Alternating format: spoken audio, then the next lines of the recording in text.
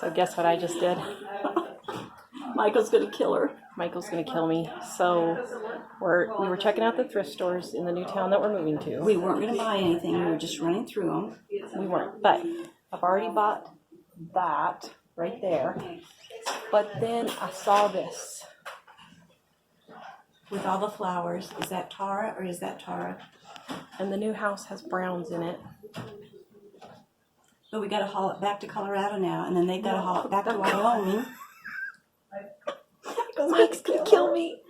We barely have room on the truck as it is.